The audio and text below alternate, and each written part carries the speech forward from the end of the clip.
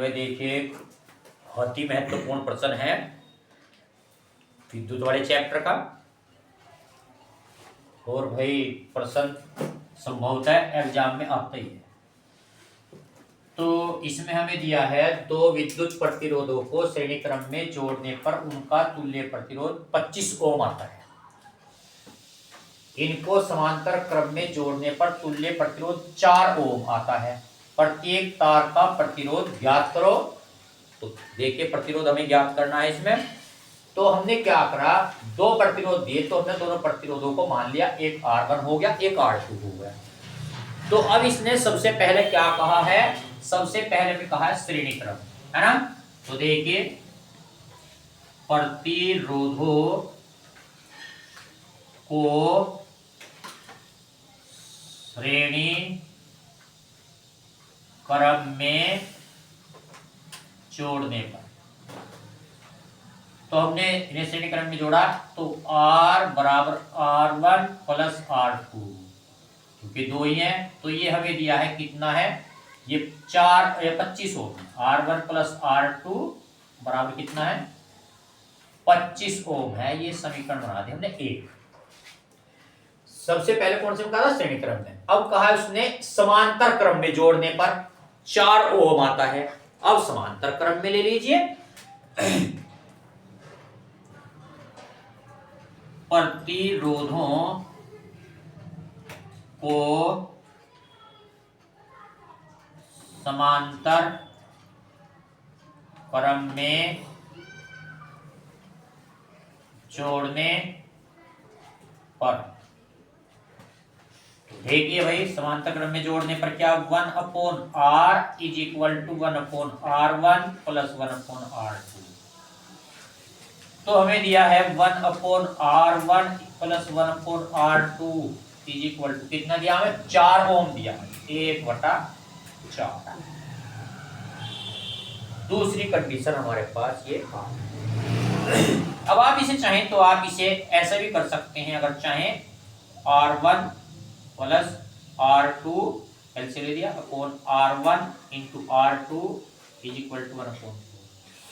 तो इसके मल्टीप्लाई कर दिया हमने, तो 4 into R1 plus R2 is equal to कितना, R1 इंटू R2। तो हमें इसने देखिए हमारे पास ये समीकरण बना दी, दूसरी समीकरण हमने ये बना दी।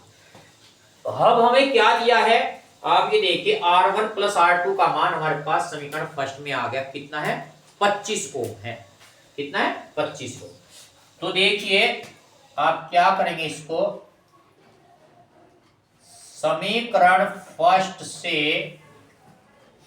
R1 प्लस R2 का मान समीकरण सेकंड में रखने पर, देखिए भाई हमने रख दिया R1 into R2 is equal to 4 गुना R1 R2 का प्लस का मान है 25। R1 इंटू R2 बराबर 25 का 100। तो इनका हमारे पास ये गुणनफल आ गया, कितना 25 का 100 आ गया। अब हम क्या करेंगे, इसमें या तो फैक्टर कर लो या फिर पूर्ण वर्ग बना करके। तो देखिए क्या करेंगे, हम ले लेंगे अब R1 माइनस R2 का whole square, R1 minus R2 का, क्योंकि प्लस का हमारे पास मान है तो हमें माइनस का भी चाहिए। तो इसे क्या करेंगे, हम बराबर कर देंगे R1 प्लस R2 का होल स्क्वायर। तो अब आपके पास R1 प्लस R2 का मान भी है, R1 प्लस R2 का मान हमारे पास कितना है 25 हो। अब आप चाहे तो इसे पूर्ण वर्ग बनाने के लिए क्या करेंगे, 4R1 इंटू R2 पूर्ण वर्ग बनाने के लिए हमने इसे इसमें से घटा दिया। तो अब आप क्या करेंगे, देखिए R1 प्लस R2 का मान कितना है हमारे पास में, ये देख लीजिए आपके पास कितना है 25 है, ये कितना है 25 माइनस 4 गुणा R1 इंटू R2, ये हमारे पास कितना है, ये है हमारे पास 100। तो R1 माइनस R2 का whole square is equal to 625, 25 का वर्ग माइनस 400। तो ये R1 माइनस R2 का whole square is equal to कितना बचा 225। तो R1 माइनस R2, तो इसका अंडर रूट ले लीजिए।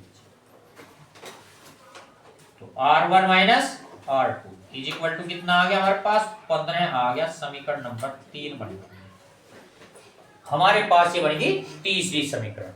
ठीक है, अब आप क्या करेंगे, जगह कम पड़ी भाई तो इधर ले लो थोड़ा सा, और क्या भाई हो जाएगा। तो अब आप क्या करें, समीकरण हमारे पास फर्स्ट प्लस सेकंड। अब समीकरण 1 और 2 को क्यों जोड़ा, क्योंकि यहां प्लस है और यहां माइनस। तो R1 plus R2 is equal to है 25 और R1 माइनस R2 बराबर है 15। तो ये जोड़ने पर अर्थात R2 में से R2 घटा तो ये एक R1 और एक R1 2R1 is equal to कितना 40। तो R1 बराबर कितना आ गया 40/2। तो कितना आ गया 20। तो R1 बराबर तो आ गया 20। तो अब क्या करेंगे, R1 का मान समीकरण हमने कहां रख दिया, फर्स्ट में रख दिया। फर्स्ट में रखने पर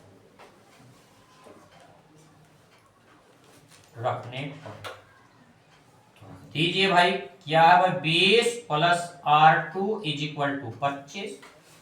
तो R2 बराबर आ गया 25 माइनस 20।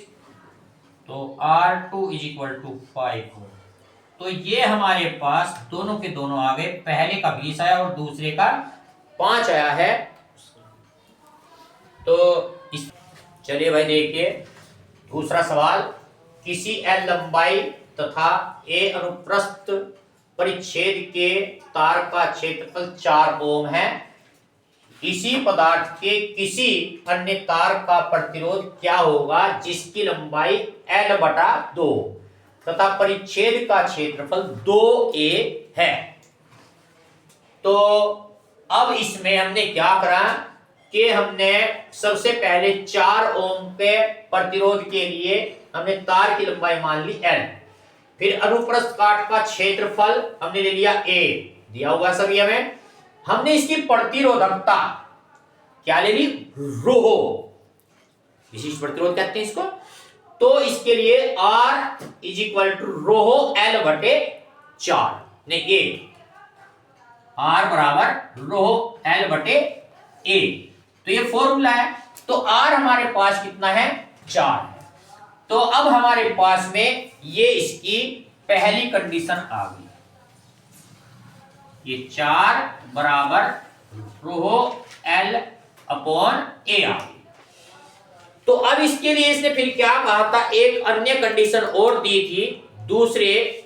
तो नए तार के लिए कहा था। अब देखिए नए तार के लिए,